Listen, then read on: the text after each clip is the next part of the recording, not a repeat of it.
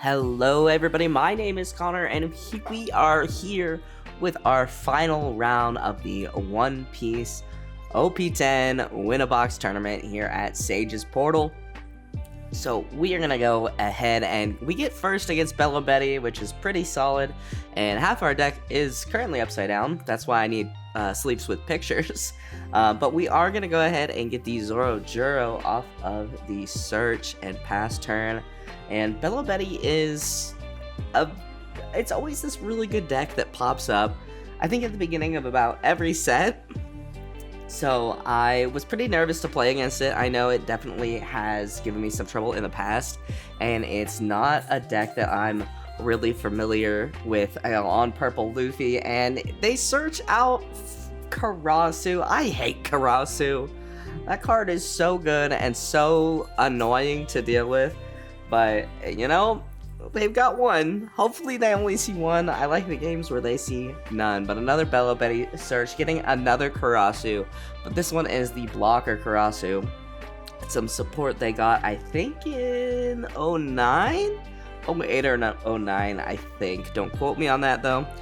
We are going to go ahead up to our 3 Dawn turn. We're going to go ahead and swing 5, kind of risking it, hoping to get some cards out of hand. And we are going to go ahead and get that blocker Karasu as counter. Taking a life, we get the Kamazo there, and it is time to play Zoro Juro, hoping to find something good here. The Sanji is our only option. Oh, we get one more. Ooh, yeah, the 2K I think is the best option in this scenario, because if Karasu hits the field, we are going to be a 4K leader, and that is pretty tough to deal with. Especially when Betty has the ability to buff up those smaller bodies and even buff up bigger bodies. I mean, they can turn Dragon into an 11k body by discarding a card. It's insane. It's tough to deal with. So 4 Dawn going down, and Karasu is going to hit the field, minusing my leader by 1,000, as you can see. They're going to go ahead and discard a card, buffing everybody up by 3. Making his Betty Searchers a 5k attack, giving them a 2k in the Frenosuke, and I'm giving them a 2k in the Kamazo. I think I'm gonna have to take this Betty hit, and we get another 2k, thank goodness. And we need some way to remove that Karasu. So hopefully we find something. I think we might have a 7 Sanji in hand. We're just gonna leader ability, get that extra Dawn. I want as much Dawn as quickly as possible. And yeah, here we're gonna swing 2 into one of the Betty Searchers just to clear it. If we clear their board, they have to give us cards out of hand, making it harder for them to leader ability.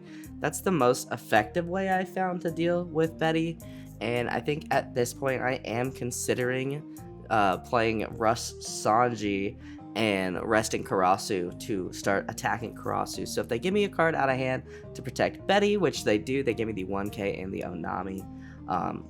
This, I feel, will make it a little more likely that we are able to get rid of that Karasu, and just kind of make this game a little easier for us. So we'll go 5 into Karasu, just trying to get more cards out of hand. Worst case scenario, best case scenario, Karasu's gone, and we don't have to think about him for a while, at least, hopefully. But it does look like he is gonna let Karasu go. Yeah, he lets Karasu go, which is a huge relief for me, honestly. I'm gonna go 6 into Betty Searcher. It feels like overkill, but I gotta get rid of some of these bodies. We're gonna swing that 7 with Sanji into life, getting him down to 3 life. And I think the play is just to keep clearing board and flooding my board as fast as possible, clearing their board when I can, and poking slowly, which doesn't always feel good, but Betty has to beat you in the early game in order to win in general. So if you can beat her, if you can force her into the late game, you're gonna have a better chance on most decks, if not all of them. I do talk about that with Isaac, aka Shadow TCG, a little bit in our budget build video that's coming out tomorrow, if you want to hear more about Betty and roughly about how much she costs and stuff. I think she's a really fun leader. Red, yellow, really cool combination. I like Red Yellow Sabo a lot. And yeah, I think a lot of the Revolutionary Army stuff is very good. So I'm looking at you, Karasu. Literally, Karasu can carry games, so it's tough. But my opponent is taking some time to think about his turn. We did take a lot of cards out of his hand, and he did discard for a leader ability last turn, so we should be okay, I think. Of course, I haven't figured out the best angle to get my opponent's hand in frame as well, so might work on that. Might bring it a little lower and a little more towards. But hey, there's another Karasu, which is not ideal, but they'll go ahead, swing 2 into Law, and I'll let Law go. And in this case, if they swing the 5 into, oh, they're gonna swing 6 into my 4K leader because of Karasu. And did I counter? No, I think they're still thinking about it. Yeah, I'm just gonna take that. Look, our hand is pretty massive now, and I think I'm gonna be able to 9-mom next turn. But the Raise Max comes down. The Raise Max is some really good tech. I really like it. As a former Red Purple Law player, as you guys could probably tell from my mat, Raise Max is a classic Red Purple Law card. But it's Revolutionary Army, so it works really well in this Belo Betty deck. And yeah, I'm trying to decide, do I want to flood board more, or do I want to, how do I want to do this?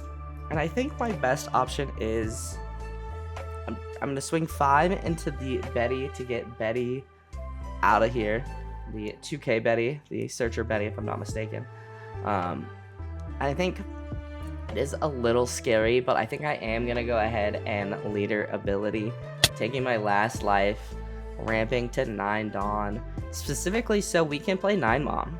9-mom is going to, we're going to minus that Dawn, but 9-mom is going to heal us after we trash.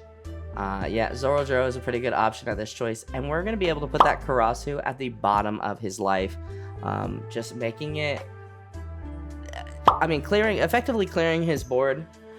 Getting a big body on board as well. And now we have 2 swings coming in. Gonna end up taking that first hit and swinging that 7K at lead. Gonna end up taking that second hit. So he's down to 2 life. We have a lot of cards in hand. If he sees another Karasu, we could be in trouble. But hopefully not. And since it's like Betty has to beat you early game, otherwise you get your big monsters out, and luckily for us, we ramp to our big monsters incredibly fast, so we're sitting pretty good. We have a lot of counter in our hand, and we have a very scary board that my opponent has to find some way to deal with. Granted, he does have the Raise Max. If you don't know what Raise Max does, if you weren't around in the Red Purple Law times, he's going to be able to minus something by 3K and then bottom deck that Raise Max. But the nice thing about it being in this list and being Revolutionary Army is Betty can buff it to a 5K body and then go ahead and bottom deck something after getting a swing in and getting card out of hand. So they're going to go ahead and play out Ivankov. Ivankov is going to play out the Inazuma that gets a rush if they're at 7K. Thankfully, I was really worried they were going to find another Karasu. That was going to be pretty difficult for me to deal with if they did. Looking like they have about 3 Dawn set aside. I know there are some Revolutionary Army events, but I'm not super familiar with a lot of them. I think that I want to say it's like Hormone something. It's a really pretty solid event, but we're going to see my opponent trash a 8-cost dragon to give their 3 bodies on field a power up, and we're going to get 5K swung at lead there. We're going to counter out with the Law, and I'm ready to minus the Zorojuro by 3,000. Gonna see, I assume that he's going to be targeting the Zorojuro, and at this point I want to keep Zoro. I want to try my best to keep Zoro alive, because I think depending on what they have in hand, I can finish game next turn. So the 7, I believe, getting ready to swing that, trying to decide how he wants to swing that, and ends up swinging into the into life, I think. And we give them, yeah, life would make sense.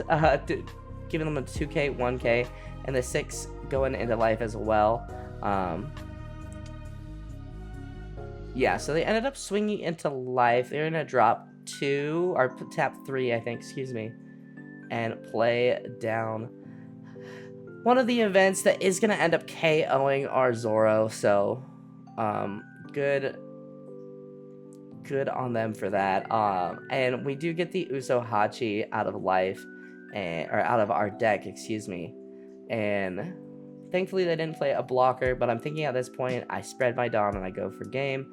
Their hand size, I know you guys can't see it, their hand size is not super big, but the toughest question I think I have is like, do we rush Luffy or do we spread Dawn? And I think I'm so like inclined to rush Luffy that I think I need to think about the math and you know, just increase.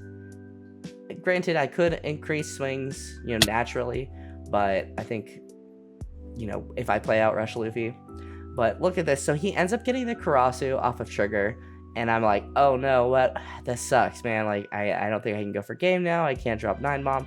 And then I remember I top decked Usohachi. There I am looking at it, and you can see just like a oh moment in my head where I realized that Usohachi, he's not just a 2k counter, he rests blockers. So yeah, we're gonna actually play out Usohachi and rest the Karasu, and we're gonna swing the 8 at lead. So 9, 8, 8, not the greatest numbers, but then 10, 11 at lead, and yeah, we are gonna end up taking it. Yeah, usually Betty games go really fast. You either win or lose within like 10-ish minutes. So I think my opponent had some really good ideas and made some really good choices, but just I feel like I had the answers for everything. So that does make it much harder, as you guys saw in the Shanks game. So that is the last round of our Win-A-Box tournament, and we did end 12th overall with a record of 3-2, and we got 4 packs for prizing. We didn't pull anything crazy. I did pull a Alt-Art Cavendish off the packs that I was able to purchase, the 2 that I was able to purchase, but nothing from our Win-A-Box packs. But that is going to do it for me, guys. With a lot of the tournaments coming up, we have, I think, 3 regionals in my area. I'll probably be posting some more vlog content, vlog-esque content, not to mention Shadow TCG and I were talking, and he does the vlog style content, and he was saying that he'd love to see more people do it, and I had a lot of fun editing my regional vlog, which you could see somewhere around here. So yeah, I'll probably be doing some vlogs for those, but that's gonna do it for me, guys. Thank you guys so much for watching. If you guys like this video, hit that like button down below. It helps me out more than you could ever know. Go ahead and subscribe if you are new, and I will see you guys in the next video. I hope you guys have a wonderful rest of your day.